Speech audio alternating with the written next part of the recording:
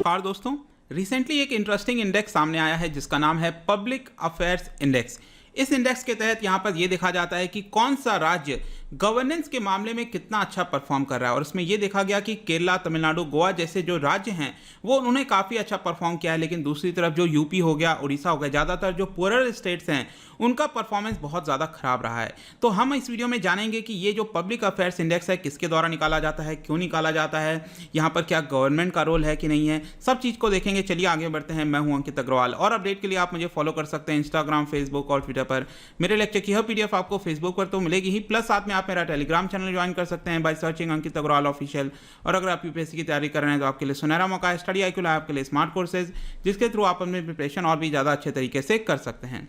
तो सबसे पहले जानते हैं पब्लिक अफेयर्स इंडेक्स के बारे में। तो ध्यान रखिएगा, ये एक तरह का डेटा ड्रिवन प्लेटफॉर्म है। डेटा ड्रिवन प्लेटफॉर्म का अर्थ ये होता है कि ये ऑलरेडी जो डेटा पब्लिक डोमेन में अवेलेबल हैं, ठीक है, ऑलरेडी कई सारे गवर्नमेंट के डेटा, NGOs के डेटा जो ऑलरेडी अवेलेबल हैं उसको ये एक तरह से एनालाइज करता है और उस एनालिसिस के बेसिस पर यहाँ पर देखा जाता है कि हमारे देश का कौन सा राज्य कितना अच्छा परफॉर्मेंस कर रहा है इन टर्म्स ऑफ गवर्नेंस के मुकाबले में कौन सा राज्य कितना अच्छा परफॉर्म कर रहा है। लेकिन एक चीज़ ध्यान रखना है आपको, हमारे देश में इतनी ज़्यादा डाइवर्सिटी है, इकोनॉमिकली अगर आप बात करिए, कल्चरली बात करिए, सोशली बात करिए, तो इतना आसान नहीं होता कि इस पर्टिकुलर डेटा को अच्छे से देखा जाए और यहाँ पर पता लगाया जा सके कि एक्चुअल में कौन सा राज्य कितना अच्छा परफॉर्म कर रहा है। लेकिन उसके बावजूद भी यहाँ पर एक तरह का यूनिक स्टैटिस्टिकल टूल डेवलप किया गया है, किसके द्वारा? पब्लिक अफेयर्स सेंटर के द्वारा। तो ये ध्यान रखना कि जो पब्लिक अफेयर्स इंडेक्स है ये निकाला जाता है पब्लिक अफेयर्स सेंटर के द्वारा और यहाँ पर देखा जाता है कि कौन सा राज्य कितना अच्छा परफॉर्म कर रहा है गवर्नेंस के मुकाबले में। ये जो पब्लिक अफेयर्स सेंटर है, ध्यान रखिएगा, ये सरकार से रिलेटेड नहीं है, ये एक तरह का नॉट फॉर प्रॉफिट ऑर्गेनाइजेशन है और इस समय इसको हेड किया जा रहा है by former Indian Space Research Organisation. ISRO के जो चेयरमैन है, आई एम श्योर आप सबने सुना होगा इनके बारे में, के कस्तूरी रंगन। इनफैक्ट ये कई सारे कमिटीज़ में भी रह चुके हैं। आई एम श्योर आप वेस्टर्न घाट कमिटी के बारे में सुने होंगे, ठीक है। तो इकोलॉजी से भी रिलेटेड यहाँ पर इस तरह की कमिटीज़ को इन्होंने चेयर किया था। अब हम आते हैं अभी जो लेटेस्ट डेटा सामने आया, लेटेस्ट जो इंडेक्स आया है पब्लिक अफेयर्स इंडेक्स।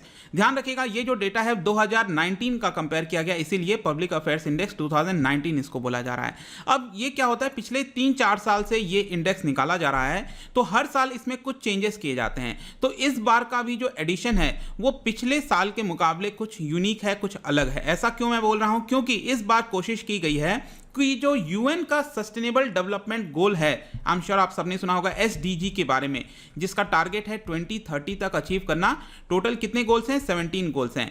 इसको कहीं ना कहीं यहां पर ओवरलैप करने की कोशिश की गई है जो राज्यों की डेवलपमेंट की ट्रेजेक्ट्री है उसके साथ। मतलब कि सस्टेनेबल डेवलपमेंट गोल क्या चाहता है और राज्य किस तरफ बढ़ रहे हैं, इसको एक तरह से कंपेयर कर देखने की कोशिश की गई है गवर्नेंस कैसा रहा है। और यहां पर टोटल आपको 3 पिलर्स मिलेंगे, 5 थीम मिलेंगे, 13 SDGs और 49 इंडिकेटर्स मिलेंगे। इतनी सारी चीजें आपको याद रखने की आवश्यकता नहीं है, बस ये याद रखना 3 पिलर्स कौन कौन से हैं। एक है पहला ग्रोथ, दूसरा है इक्विटी और तीसरा है सस्टेनेबिलिटी। मैं एक एक कर आपको बताऊंगा यहां पर फाइंडिंग्स में क्या आया है एक एक पिलर्स का, लेकिन उसके पहले हम जान लेते हैं कि कौन से राज्य ने कितना अच्छा परफॉर्म किया है। यहां पर जितने भी राज्य हैं हमारे देश में उसको 2 तरह से डिवाइड किया गया है। एक है आपका लार्जर स्टेट्स, दूसरा है स्मॉलर स्टेट्स। लार्जर स्टेट्स ज्यादातर वो स्टेट्स लिए गए हैं जहां पर जो पॉपुलेशन ज्यादा है, जैसे यूपी, बिहार, मध्य प्रदेश, ज्यादातर अगर आप देखोगे तो ये आपके लार्जर स्टेट्स में आएंगे। लेकिन स्मॉलर स्टेट्स जैसे कि आप देख सकते हो, हिमाचल प्रदेश है, उत्तराखंड है, जम्मू कश्मीर हो गया।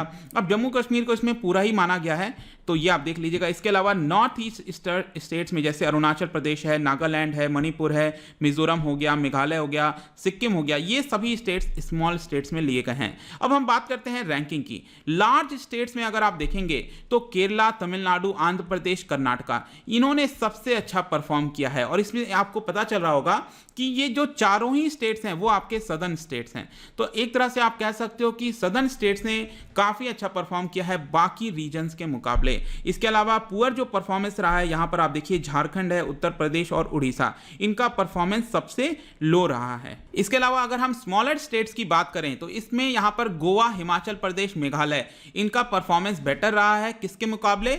नागालैंड, जम्मू कश्मीर और दिल्ली। दिल्ली का जो स्थान है इसमें सबसे नीचे आया है, सबसे कम स्कोर मिला है, नेगेटिव में स्कोर गया है यहाँ पर। तो ये है आपका पब्लिक अफेयर्स इंडेक्स। अब हम बात करते हैं जो 3 पिलर्स की मैंने बात की, कौन कौन से? ग्रोथ, इक्विटी और सस्टेनेबिलिटी। तो ग्रोथ को लेकर क्या सबसे पहले बोला गया है? यहां पर यह बोला गया है कि अगर जो भी स्टेट्स यहां पर इंफ्रास्ट्रक्चर पर ध्यान देता है, जैसे कि यहां पर बसेस की फैसिलिटीज कैसी हैं, वहां पर कितने लोगों के पास इलेक्ट्रिसिटी उपलब्ध है कि नहीं है, बैंकिंग की फैसिलिटीज कैसा है, बिजनेस वेंचर प्रमोट करने की व्यवस्था कैसी है, वहां पर एग्रीकल्चर पर कौन सा राज्य कितना ज्यादा खर्च कर रहा है, जो राज्य इन सभी चीजों में अच्छा परफॉर्म करेगा उसका ग्रोथ में जो परफॉर्मेंस है वो और ज्यादा बेटर होगा। इनफैक्ट यहां पर यह बोला जा रहा है कि 2011 से लेकर 18 के बीच में अगर आप देखेंगे तो त्रिपुरा ही एक ऐसा राज्य था जहां पर अनएम्प्लॉयमेंट जो है वो कम हुआ है। अनएम्प्लॉयमेंट का जो रेट है वो आपका कम हुआ है बाई 43%,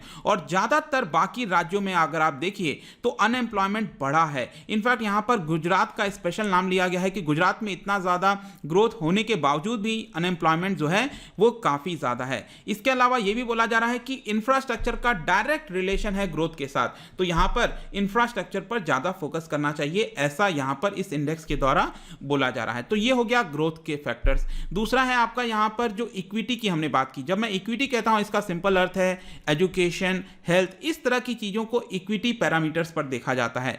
तो जो राज्य अपने एजुकेशन पर ज्यादा फोकस करेगा, वुमेन, चिल्ड्रन, एससी, एसटीज और इसके अलावा ट्रायल प्रिजनर्स, इस तरह की चीजों पर जो फोकस करेगा उसका बेटर परफॉर्मेंस होगा। जहां तक स्टंटिंग की बात है, स्टंटिंग का अर्थ यह होता है कि एज टू हाइट कितनी है। अगर आपकी एज ज्यादा हो गई है तो उसके मुकाबले आपकी एज भी जो हाइट है वो भी प्रॉपर होनी चाहिए, लेकिन प्रॉपर न्यूट्रिशियस डाइट नहीं मिलने की वजह से जो हाइट है वो नहीं हो पाती। तो यहां पर स्टंटिंग की अगर हम बात करें तो ज्यादातर राज्यों ने यहां पर स्टंटिंग में अच्छा परफॉर्म किया, मतलब कि जो स्टंटिंग है उसमें रिडक्शन किया है, तो एक अच्छी बात है। इसके अलावा यहां पर दिल्ली का एक ऐसा एग्जांपल बताया जा रहा है कि दिल्ली में जो अंडरवेट चिल्ड्रन हैं उनकी संख्या बढ़ी है, और यह आंकड़ा बेसिकली आपका 2005-6 से लेकर 2015-16 के बीच का है। और क्राइम अगेंस्ट वुमेन के बारे में भी यहां पर बोला गया है कि क्राइम अगेंस्ट वुमेन पूरे देश भर के अंदर यहां पर बढ़ता ही हुआ देखने को मिला है, इसमें गिरावट नहीं आई, और दिल्ली में तो इसकी संख्या और ज्यादा बढ़ गई है। जहां तक सस्टेनेबिलिटी की बात है, जब हम सस्टेनेबल कहते हैं तो यहां पर जो एनर्जी का प्रोडक्शन हो रहा है वो किस तरह के हम यूज कर रहे हैं, क्या हम रिन्यूएबल सोर्स का यूज कर रहे हैं कि नहीं,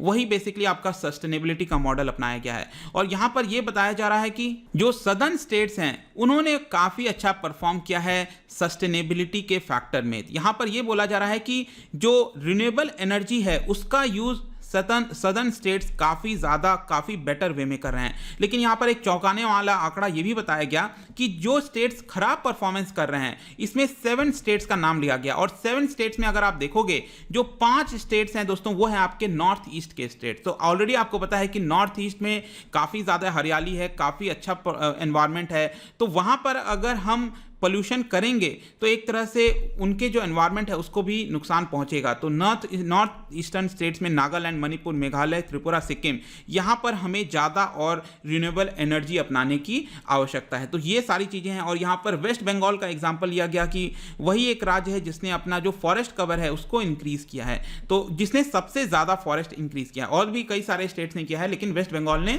जो फॉरेस्ट कवर है उसको सबसे ज़्यादा बढ़ाया है। तो लास्ट में जाने से पहले आप कंक्लूजन में हम क्या कह सकते हैं? कंक्लूजन में यही कह सकते हैं कि जो भी एविडेंस सामने आए हैं पब्लिक अफेयर्स इंडेक्स के में 2020 में, उसमें यही पता चल रहा है कि हमें रिफ्लेक्ट करने की आवश्यकता है जो हमारा इकोनॉमिक और सोशल ट्रांजिशन हो रहा है भारत के अंदर, उसके हिसाब से यहां पर गवर्नेंस में चेंजेस लाने की आवश्यकता है। यही बेसिकली कंक्लूजन बताया गया है पब्लिक अफेयर्स इंडेक्स में। आई होप दोस्तों यहां पर जो भी इंपॉर्टेंट चीजें थी आपके एग्जाम पॉइंट ऑफ व्यू से मैंने बता दिया है। जाने से पहले मैं आपके लिए क्वेश्चन लेकर आया हूं, क्योंकि इंडेक्स की बात कर रहे हैं, क्या आप मुझे बता सकते हो ये 4 जो इंडेक्स मैंने दिए हैं क्या ये चारों करेक्ट हैं? कौन सा गलत है, कौन सा सही है? आप मुझे इसका राइट आंसर कमेंट सेक्शन में बताइए। मैं इसका राइट आंसर अपने इंस्टाग्राम के स्टोरीज़ के फॉर्म में डाल दूंगा, आप वहाँ से ले सकते हैं। अगर आप इंस्टा पे नहीं है तो आप टेलीग्राम से ले सकते हैं। मैं कई सारे MCQs यहाँ पर डालता रहता हूँ, आप स्टोरीज़ में प्ले कर सकते हो। अगर आप उनसे इकोनॉमी पढ़ना चाहते हैं, कोई कोर्स परचेज करना चाहते हैं, आप स्टडी IQ ऐप पर जा सकते हैं। आई होप कि ये वीडियो आपको पसंद आया होगा। मिलता हूँ आपसे next time. Till then, thank you very much, see you soon.